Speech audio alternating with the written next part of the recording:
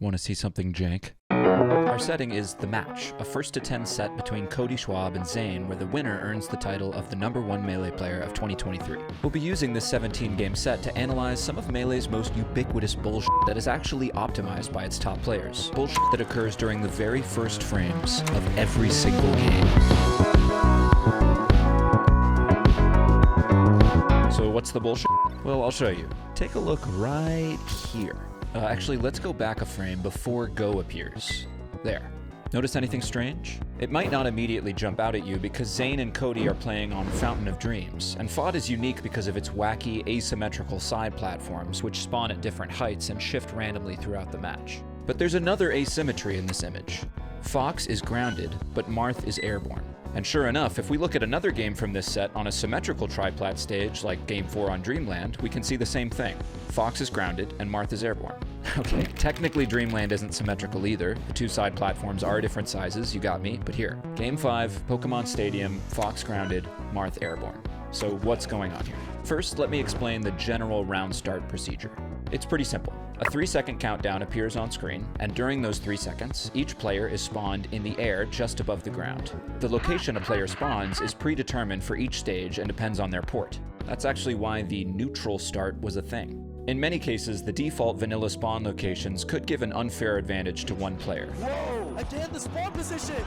Oh my god, the spawn position is so good for Mewtwo King! So some competitors would ask for a neutral start, where the players agree to spend a few seconds moving to more neutral starting positions before actually beginning the match. But the unbalanced spawn locations themselves are only one piece of the puzzle when it comes to round start oddities. We're focusing on another detail, a much sneakier one. So sneaky, in fact, that I would say it affects the first decision of any player in any Melee match, whether or not they even know it exists. See, when characters are spawned in, they don't get spawned at the exact same time.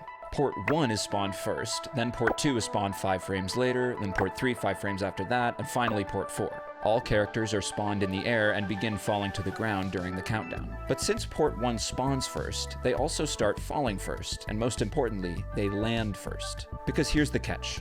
Once the countdown finishes and Go appears, every character is actionable at the same moment. And since they spawn at different times, Port 1 and Port 2 will have landed on the ground before that actionable frame, but Port 4 and Port 3 sometimes won't. They'll become actionable before landing. Actually, that's why the tech in Wisely's recent video, the Go desync, is even possible. Nana is disconnected from Popo when airborne, so she'll only listen to the player's inputs on the first frame of the match if she's grounded at round start, which is why the Go desync only works on ports 1 and 2. You should watch Wisely's vid to learn more about why that's actually good for Ices. And now we can understand that asymmetry from earlier. Cody is playing in port 1 and Zane's in port 4, so when Go appears, Cody's Fox has landed but Zane's Marth hasn't yet. And even though it might seem pretty innocuous, this difference has plenty of implications.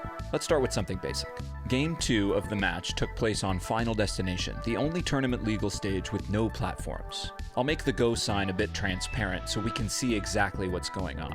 Once the players are actionable, Zane waits to land, then dashes forward, and Cody performs an approaching short hop laser. This is a pretty one-sided example because Zane doesn't have any good options while he's airborne.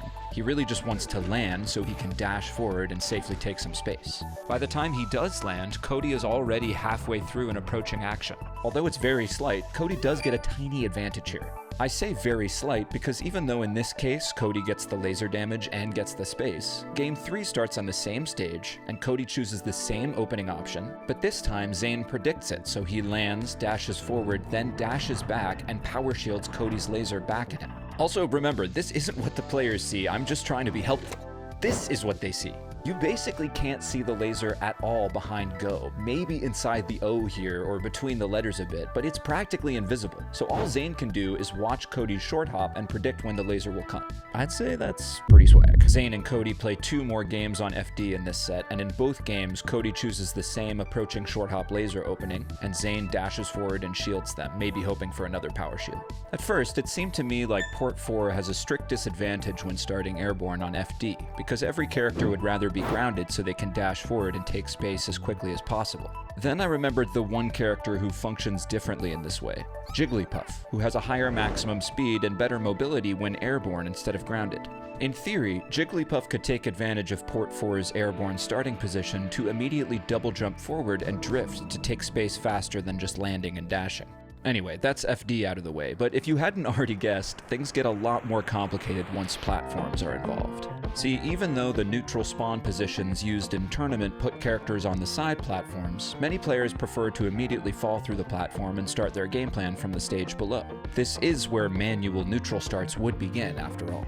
Port 1 and Port 2 will both start grounded on the side platforms, so they can tap down to drop through the platform, or shield drop to be a few frames faster. Holding shield and forward before go is an easy way to set up an axe method shield drop. Port 3 and Port 4 can technically do the same thing just a few frames later when they land, and indeed that's how game 1 between Zane and Cody goes. Both hold forward and shield drop, and begin to play neutral. But Port 3 and Port 4 can do better, and Zane remembers this at the start of game 4 on Dreamland.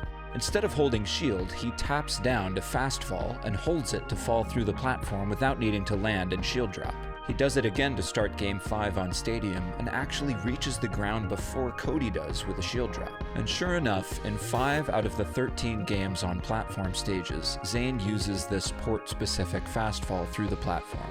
In the other games, he either uses a different opening tactic, like in game 6 and 10 with this wave dash off forward air, or he plays it safe with the buffered shield drop. Cody, on the other hand, starts 10 of the 13 platform stage games with the buffered shield drop, the fastest way to the ground for Port 1. In the other 3 platform games, he mixes it up with a runoff laser. By the way, that fast fall through the platform is tougher for Port 3 since they start so close to the ground. If they're a bit early, the fast fall won't be input, and if they're late, they'll land on the platform. They can use an easier strat of just holding down during the countdown. They won't fast fall, but they will fall through the platform every time. In my research, I noticed that this is Jmook's opening of choice. He seems to always grab Port 3 when he can get it, holds down during the countdown, then charges needles once he's passed through the platform, so the fast fall isn't necessary. Pretty classy. So now you might think that this phenomenon is what informs how players choose their ports, but you'd still mostly be wrong. Bizarrely, port priority affects several different mechanics in Melee, and this one might be the least impactful. The most important one is probably that the greater port number deals 1 extra frame of hit stun when they throw an opponent, so that's the main reason why players RPS for a preferred port. But lots of players don't even care about this advantage, so that means the vast majority of port decisions you see on the screen are kinda just random. Maybe they just give you your favorite color shield.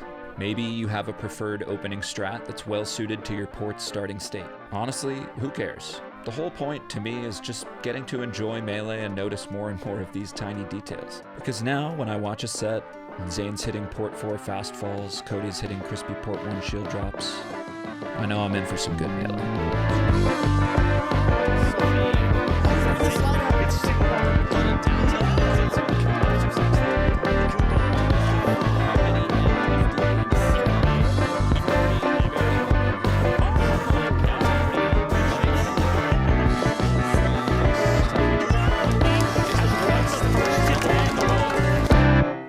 Thanks for watching.